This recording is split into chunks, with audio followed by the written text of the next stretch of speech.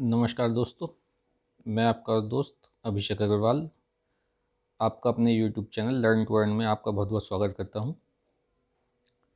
दोस्तों, आज हम कल्याणी स्टील्स लिमिटेड का फंडामेंटल और टेक्निकल एनालिसिस करेंगे। मैं आपको एक बात क्लियर कर दूं, ये कोई बाइंग या सेलिंग रिकमेंडेशन नहीं है, ये केवल एजुकेशन पर्पस के लिए वीडियो बनाई जा रही है। चलिए शुरू करते हैं कल्याणी स्टील का फंडामेंटल एनालिसिस। कंपनी का मार्केट कैप 1618 CR है। शेयर का करंट मार्केट प्राइस 370 है। 52 वीक हाई 466 है। 52 वीक लो 208 है। कंपनी का PE इस समय 6.04 है। बुक वैल्यू 287 है शेयर की। कंपनी 2.02% का डिविडेंड भी देती है। ROCE 22.6 है। रिटर्न ऑन इक्विटी 17.9 है। शेयर की फेस वैल्यू 5 रुपीज़ है।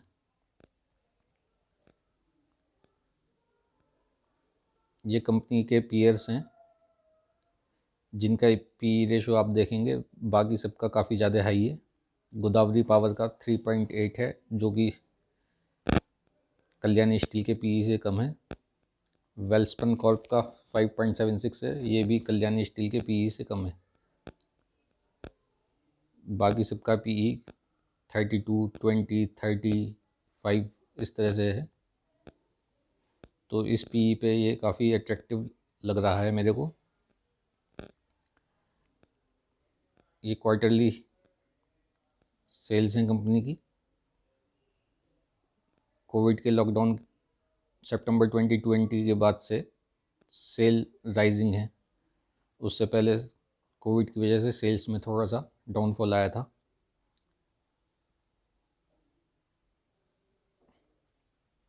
अर्निंग पर शेयर देखिए आप 14.15 है इस क्वार्टर में। ये कंपनी की बैलेंस शीट है मार्च 2006 से मार्च 2021 तक, और इस ईयर की 2 क्वार्टर्स की डाटा आपको यहाँ पे मिल जाएगा। लास्ट ईयर में कंपनी की सेल 1188 थी जो कि अब 2 क्वार्टर्स में ही 1595 हो चुकी है। ऑपरेटिंग प्रॉफिट लास्ट ईयर 263 था जो कि अब 369 हो चुका है। कंपनी के ऑपरेटिंग मार्जिन्स भी आप देखिए लगातार इंक्रीज़ होते जा रहे हैं। मार्च 19 में 15% का मार्जिन था, 20 में 16%, 21 में 22% का हुआ, और इन 2 क्वार्टर्स में 23% का मार्जिन है।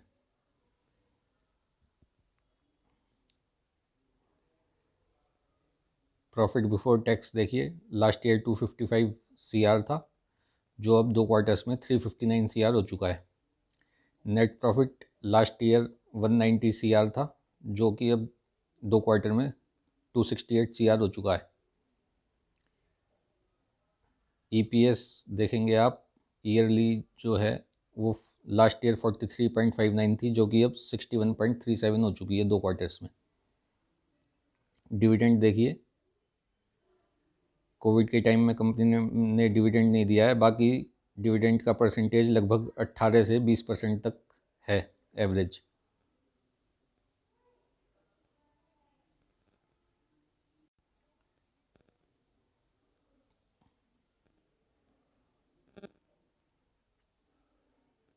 अदर एसेट पे हमने क्लिक किया तो कैश इक्विवेलेंट्स देखिए आप, 763 CR का कैश है कंपनी के पास जो कि काफ़ी अच्छा कैश है। इतना कैश अगर कंपनी के पास होता है तो कंपनी या तो अपने डेट्स पे करती है इससे या फिर शेयर होल्डर्स को डिविडेंड देती है। दोनों ही सूरत में आपको कोई ना कोई बेनिफिट ज़रूर होगा। अगर कंपनी डेट क्लियर करती है तो उसकी इंटरेस्ट जो है वो एक्सपेंस कम हो जाता है इंटरेस्ट का, और प्रॉफिट में ग्रोथ आनी और जल्दी और ज़्यादा हो जाती है। अब शेयर होल्डिंग पैटर्न देखेंगे हम। शेयर होल्डिंग पैटर्न में आप देखिए, दिसंबर 2018 से सितंबर 2021 तक प्रमोटर्स की शेयर होल्डिंग 64.71% पे कांस्टेंट है। ये शेयर होल्डिंग जो है काफ़ी अच्छी होती है प्रमोटर्स की। 40-45% के पास जिस कंपनी में प्रोमोटर्स की शेयर होल्डिंग होती है वो काफ़ी अच्छी होती है और यहाँ तो 64.71% है। FII की शेयर होल्डिंग देखिए दिसंबर 2018 में 1.88% थी, जो कि अब सितंबर 21 में 3.05% हो चुकी है। DII की शेयर होल्डिंग 2.4% से इंक्रीज़ होकर 9.13% हो चुकी है। पब्लिक की शेयर होल्डिंग 31.01 से डिक्रीज़ होकर 23.11 हो चुकी है। ये जब पब्लिक के पास से शेयर्स निकल के DIIs और FIIs के पास पहुंच जाते हैं, इसका मतलब होता है कि कंपनी में ग्रोथ अच्छी है। ये लोग ग्रोथ देख रहे हैं कंपनी में, इसलिए शेयर्स को नीचे के रेट पे एक्यूमुलेट कर रहे हैं। अब हम कंपनी की वेबसाइट पे आ गए हैं। अब प्रोडक्ट्स में देखिए कंपनी बनाती क्या है। कंपनी ऑटोमोबाइल्स, कमर्शियल और पैसेंजर व्हीकल्स के जो है शाफ्ट्स बनाती है, रॉड्स बनाती है, गियर्स के बनाती है और एक्सल बीम्स बनाती है। जो भी स्टील और मेटल्स के पार्ट होते हैं ये कंपनी बनाती है। अब आगे चलेंगे तो देखेंगे कंपनी की सप्लाई कहाँ कहाँ होती है। कंपनी की सप्लाई कंस्ट्रक्शन इक्विपमेंट्स जो बनते हैं, ये बुलडोज़र्स, JCB, इनमें कंपनी के पार्ट्स इस्तेमाल होते हैं। डिफेंस में भी कंपनी के पार्ट्स इस्तेमाल होते हैं। रेलवे में भी कंपनी के पार्ट्स इस्तेमाल होते हैं। अब ये इनके कुछ मेजर क्लाइंट्स हैं जिसमें कि आप बहुत सारे नाम अच्छी तरह जानते होंगे। Eicher Motor, Hyundai Motor, Force Motors, Ford Motor, Tata, Renault, Nissan, Mahindra, Volvo, Maruti Suzuki. इन सब कंपनियों को आप अच्छी तरह जानते हैं। एनर्जी सेक्टर में भी BHEL, जिंदल सौ, यहाँ कंपनी के पार्ट सप्लाई होते हैं। अब हम टेक्निकल एनालिसिस करेंगे। ये मैंने डेली चार्ट लगा रखा है। डेली चार्ट में आप देखेंगे कि ये नीचे जो सपोर्ट है, शेयर यहाँ से सपोर्ट लेके ऊपर की ओर चलना शुरू हो गया है और ये जब तक इस ट्रायंगल पैटर्न के नीचे है, जब तक थोड़ा सा इसमें आप बियरिश हैं, जब ये इस ट्रायंगल पैटर्न को ब्रेक कर देगा तो ऊपर की तरफ चलना शुरू हो जाएगा।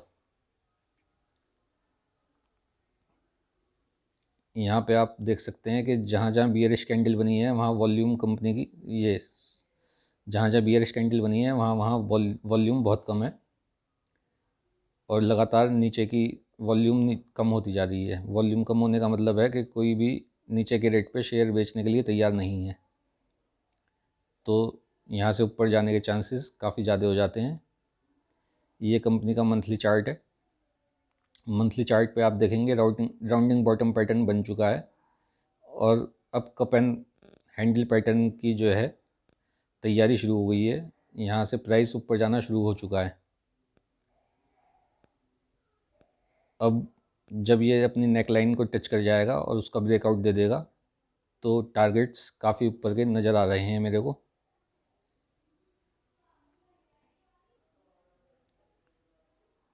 ये कुछ सपोर्ट्स रेजिस्टेंस मैंने बनाए हैं फिबोनाची के हिसाब से। नीचे में सपोर्ट 346 से लेकर 356 के जोन में है। अगर ये सपोर्ट लेवल टूटता है तो नीचे, उसके नीचे एक सपोर्ट और है 329 से 335 का, और अगर ये सपोर्ट भी टूट जाता है तो उसके नीचे फिबोनाची का एक सपोर्ट आता है 313 का। मुझे नहीं लगता ये यहाँ तक टेस्ट करेगा। और अगर प्राइस अपने नेक लाइन से ऊपर जाना शुरू हो जाता है, नेक लाइन के ऊपर अगर क्लोजिंग दे देता है डेली चार्ट पे, तो मैं इसको बाय करने के लिए तैयार हूँ और मैं इसको रेगुलर वॉच कर रहा हूँ। जब भी ये नेक लाइन के ऊपर क्लोज देगा तो मैं इसे बाय करूँगा। आप लोग अपना डिसीज़न अपने आप ले सकते हैं, अपना एनालिसिस कर सकते हैं, उसके बाद ही कोई डिसीज़न लें। अब राउंडिंग बॉटम पैटर्न के हिसाब से जो इसका टारगेट निकल के आता है वो 800 से 825 रुपये का आता है। लेकिन जो फिबोनाची के हिसाब से बीच में रेजिस्टेंस आते हैं वो हैं 532, 635, 739 एंड और 804, ये इसके रेजिस्टेंस हैं। धन्यवाद, आज के लिए इतना ही। धन्यवाद। मैं आपसे रिक्वेस्ट करूँगा कि प्लीज़ चैनल को शेयर करें, सब्सक्राइब करें, लाइक और कमेंट ज़रूर करें। अगर आप कुछ अपने किसी शेयर के बारे में कोई जानकारी, टेक्निकल एनालिसिस कराना चाहते हैं तो आप मेरे को कमेंट में लिख के भेजिए, मैं और अपना फ़ोन नंबर भेजिए, मैं आपको व्हाट्सएप पे उसका एनालिसिस करके बता दूंगा। धन्यवाद।